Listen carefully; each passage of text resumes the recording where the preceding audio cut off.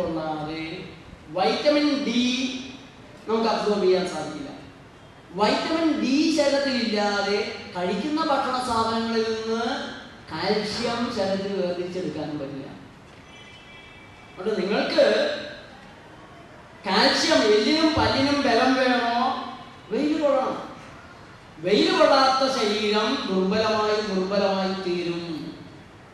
വെയിൽ കൊള്ളുന്ന കർഷക തൊഴിലാളിയുടെ ആരോഗ്യം, മത്സ്യത്തൊഴിലാളിയുടെ ആരോഗ്യം, കൊച്ചുവഞ്ചിക്ക് കടലിൽ പോയ മത്സ്യത്തൊഴിലാളിയുടെ ആരോഗ്യമല്ല ഫിഷിംഗ് ബോട്ടിന് മുകളിൽ കർപ്പായൊക്കെ കെട്ടി മുമ്പത്തെ ബുദ്ധിമുട്ടൊന്നുമില്ല. സുഖമായിട്ട് കടലിലേക്ക് പോയ മത്സ്യത്തൊഴിലാളികളുടെ ആരോഗ്യം കുറയുകയും അവനും കൂടെ രോഗിയാകുകയാണ് ചെയ്തിട്ടുള്ളത്. അത് ശ്വസനത്തിന്റെ കാര്യത്തിൽ വന്ന അഭാവം, പേശികളുടെ ചലനത്തിൽ വന്ന അഭാവം, അങ്ങനെയുള്ള പല കാര്യങ്ങളെയും നമുക്കവിടെ കാണാൻ സാധിക്കും. അപ്പൊ വെയില്, അതിന് കഠിനമായ ചൂട് കൂടിയ വെയിൽ കൊള്ളണമെന്ന് നമ്മൾ പറയില്ല. നിങ്ങൾ രാവിലെ ഒരു 9 മണിക്ക് മുമ്പ് നിങ്ങളുടെ വീട്ടിലെ കോഴിയും താറാവും പൂച്ചയും ആട്ടിൻകുട്ടിയും നായ്ക്കുട്ടികളും വെയിൽ കൊള്ളുന്ന സമയമേതാണ്? ആ സമയമാണ് ആരോഗ്യത്തിന് വേണ്ടി നിങ്ങൾ വെയിൽ കൊള്ളുന്നത്. ജോലിയുടെ കാര്യമായിട്ടോ അല്ലെങ്കിൽ ക്രിക്കറ്റ് കളിയുടെ ഭാഗമായിട്ടോ മുഴുവൻ നേരവും വെയിൽ കൊള്ളുന്നവരുണ്ട്. അന്നേരം വെയിലിന് കുഴപ്പമില്ല. ബാക്കി നേരത്ത് വെയിൽ പോയാൽ കറുത്തു പോവുക. സൺസ്ക്രീൻ ഓയിൽ വേണമെന്നൊക്കെയാണ് ചോദ്യം. ക്യാൻസർ പിടിക്കും. സൺസ്ക്രീൻ ഓയിലൊക്കെ ക്യാൻസർ പിടിപ്പിക്കുന്ന സാധനങ്ങളാണ്. വെയിൽ ക്യാൻസറിനെ മാറ്റുന്നതാണ്.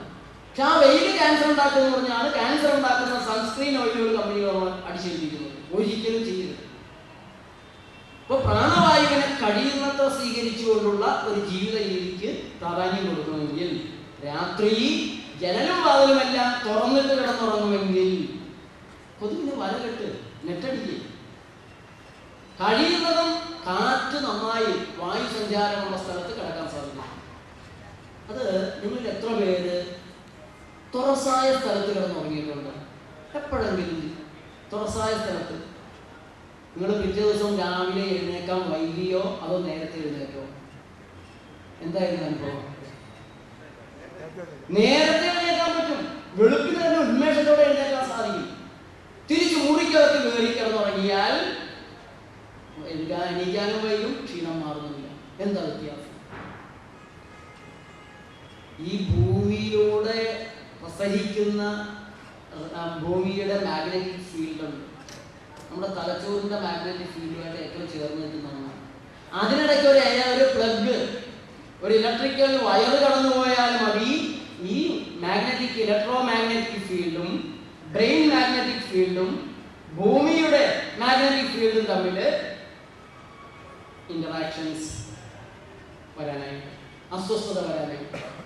ഒരു മുറിയിലേക്ക് നമ്മൾ കയറുമ്പോൾ ആ മുറിയിൽ അടിച്ചു വെച്ചിരിക്കുന്ന പെയിന്റിന്റെ, അതിന്റെ ലെഡും അതിന്റെ മെർക്കുറിയും അതിന്റെ ഫ്യൂംസ്, ഫർണിച്ചറുകളിൽ നിന്ന് വരുന്ന വാർണിഷിന്റെയും പെയിന്റിന്റെയും എല്ലാം ഫ്യൂംസ്, ഇങ്ങനെ നിരവധി ആപത്തുകൾ നമ്മുടെ ഇലക്ട്രോണിക് ഉൽപ്പന്നങ്ങൾ, നമ്മുടെ മുഷിഞ്ഞ തുണികൾ, ഇങ്ങനെയുള്ള നിരവധി നമ്മെ പോലെ അല്ലെങ്കിലും ശ്വസിക്കുന്ന സാധനങ്ങൾ തന്നെയാണ്. വേറെ തരത്തിലുള്ള ശ്വസനം ഇതിനെല്ലാം ഉണ്ട്.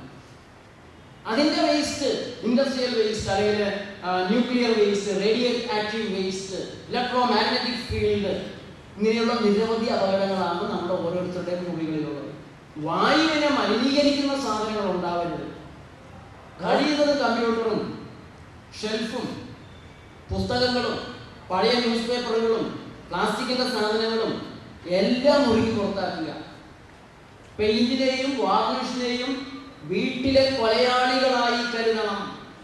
വരയ്ക്കകത്തെ കൊലയാളികളാണ് പെയിന്റും വാർണിഷും പ്ലാസ്റ്റിക്, പ്ലൈവുഡ്, PVC. ഈ പ്ലൈവുഡൊക്കെ അടിച്ചേക്കണമെന്നുണ്ടെങ്കിൽ വളരെ അപകടമാണ്. അതൊക്കെ ട്രീറ്റ് ചെയ്യുന്ന കെമിക്കൽസ് വളരെ അപകടമാണ്.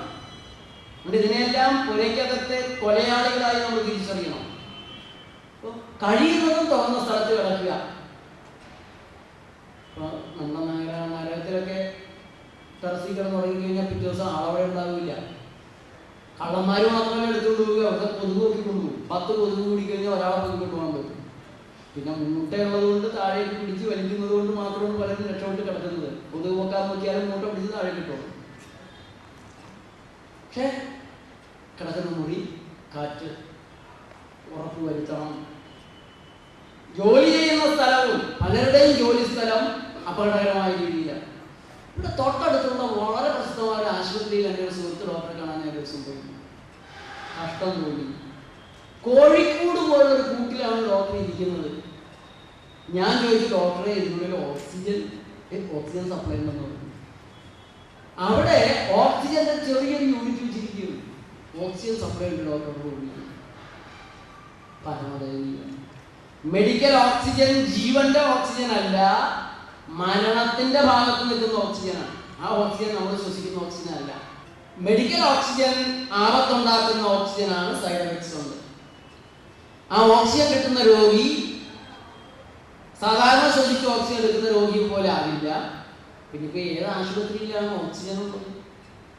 ഇവിടെ ഏറ്റവും കൂടുതലായിട്ട് വന്നിരിക്കുന്ന ആശുപത്രി മൊത്തം കൊട്ടി അടച്ച് അല്പം പോലും ശുദ്ധവായു കടക്കാത്ത രീതിയിലാക്കി സെൻട്രലൈസ്ഡ് എയർ കണ്ടാമിനേറ്റഡ് ആക്കിയിട്ടുള്ള ആശുപത്രിയാണ്. സെൻട്രലൈസ്ഡ് എയർ കണ്ടാമിനേറ്റഡ് ആണ്.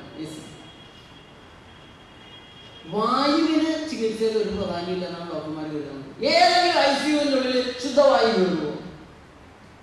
ഒരാള് ചോദിച്ചു, എലിയെ ഞാൻ എത്ര ദിവസമായിട്ട് ഇതിനുള്ളിൽ വന്നിട്ട്, ഇതെന്താണ് ചേട്ടാ, ചേട്ടന് ദിവസമൊന്നും ഓർമ്മയില്ലാത്തായോ? അവളാകെ പേടിച്ചു. ഞാൻ അല്ലടിയെ ഇതിനുള്ളിൽ എങ്ങനെയാ രാത്രിയായോ പകലായോ എന്ന് അറിയണത്? ജനലും ഇല്ല, വാതലും ഇല്ല. ഈ ICUവിൽ കിടന്ന് എങ്ങനെയാണ് നേരം വെളുത്തോ ഇരുട്ടിയോ അറിയാൻ നിർത്തി. അപ്പൊ ഇന്നത്തെ ചികിത്സകൾ മുഴുവനും വായുവിൽ നിന്നൊക്കെ മനുഷ്യനെ അകറ്റുന്ന, ആരോഗ്യത്തിൽ നിന്ന് അകറ്റുന്ന ഒരു ഏർപ്പാടാണ്.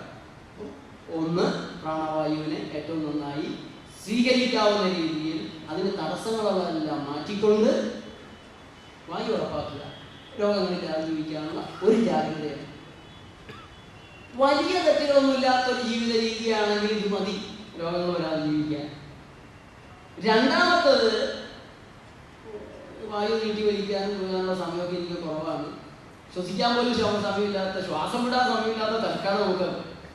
അങ്ങനെ ശ്വാസം വിടാൻ നേരമില്ലാതെ പായുന്ന നമ്മുടെ നഗരവാസികൾ എവിടെയെങ്കിലും മഞ്ജു വാര്യർ വന്നെന്ന് പറഞ്ഞാലോ, കാവ്യമാധവൻ വന്നെന്ന് പറഞ്ഞാലോ, മമ്മൂട്ടി വന്നെന്ന് പറഞ്ഞാലോ, മോഹൻലാലാണെങ്കിൽ പറയാൻ വേണ്ട, നഗരവാസികൾ മുഴുവൻ അവിടെ ഉണ്ടാവും. ഒരു തിരക്കുമില്ല, ഒരു കുഴപ്പമില്ല, അവിടെ നിൽക്കും എത്ര നേരം വേണമെങ്കിലും.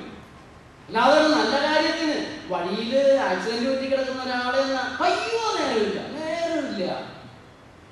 അപ്പോ അങ്ങനെ തിരക്കിട്ട് ശ്വസിക്കാൻ നേരമില്ലാത്ത ഒന്നവരാണെങ്കിൽ അവര് ജീവജലത്തിന് പ്രാധാന്യം കൊടുക്കുന്ന ഒരു ഡയറ്റ്, ഒരു ചിട്ടയിലേക്ക് വരിക. അവർ വെള്ളത്തിന്റെ ഭാവത്തിനാണ് കൂടുതൽ ശ്രദ്ധ കൊടുക്കുന്നത്. കൊണ്ടുവരണമെന്നോ എങ്ങനെയാണെന്ന് വെച്ചാൽ, ഇപ്പൊ രാവിലെ എഴുന്നേൽക്കുമ്പോൾ തന്നെ ഒരു 5 ഗ്ലാസ് വെള്ളം, അല്ലെങ്കിൽ വയറ് നിറച്ച് വെള്ളം കുടിക്കുക. ക്ലോറിൻ വെള്ളം കുടിച്ചിട്ട് നിർത്തിയുണ്ടോ എന്ന് ചോദിച്ചാൽ അതിന്റെ ക്യാൻസർ കുറേ വരും, അന്നേരം മെച്ചം കിട്ടും. ക്ലോറിൻ ഒരു വിഷ സാധനമാണ്. സിറിയയില് ക്ലോറിൻ വാതകം, വിഷവാതകം ഉപയോഗിച്ച് ഭരണകൂടത്തിന്റെ സൈന്യം ആളുകൾ കൊന്നു. അവർ ക്ലോറിൻ ഷെല്ലാണ് ഇട്ടത്, ക്ലോറിനാണ് ഇട്ടത്. നമ്മുടെ സർക്കാർ നമുക്ക് വെള്ളത്തിൽ കളിക്കാതെ തരുന്നത്. സിറിയയുടെ സർക്കാർ ക്ലോറിൻ വാതകം പ്രയോഗിക്കുമ്പോൾ വിഷവാതകം പ്രയോഗിക്കുന്നു. നമ്മുടെ സർക്കാർ ക്ലോറിൻ വെള്ളത്തിൽ കലക്കി തരുമ്പോൾ വിഷവാതകം പ്രയോഗിക്കുന്നില്ല. കുടുംബാസൂത്രണം നടക്കും. ഈ ക്ലോറിൻ വെള്ളം കണ്ണിലൊഴിച്ചാൽ കാറ്ററാക്ട്, ക്ലോറിൻ വെള്ളം കുടിച്ചാൽ മുടി കൊഴിയൽ, ആ തരത്തില് ക്ലോറിൻ ഒരു ബ്ലീച്ചിങ് ഏജന്റാണ്, ബ്ലീച്ചിങ് പൗഡറാണ്. ക്ലോറിൻ എന്താണ് അതിന്റെ കെമിക്കൽ പറയുക? Cl plus H2O, hydrochloric H2O, ഹൈഡ്രജന്റെ 2 തന്മാത്രയും ഓക്സിജന്റെ 1, അതും ചേർന്ന വെള്ളമായി. ആ വെള്ളവും Cl കൂടെ കൂടി ചേർന്നാൽ എന്തായി? HCl ആയി, ഹൈഡ്രോക്ലോറിക് ആസിഡ് ആയി. ഇതാണ് നമ്മുടെ ശുദ്ധജലം ആരോഗ്യ വകുപ്പ് നമ്മളെ പഠിപ്പിക്കുന്നത്.